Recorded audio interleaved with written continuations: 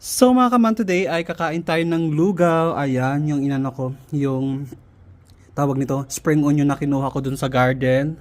Tapos may tawag nito, chicharon, tapos lugaw. Ayan, ito yung almusal ko, tapos kape. Tapos may leftover akong bangus dito, tsaka yung grinil ko na ribs. Ayan. Wow, 'di ba?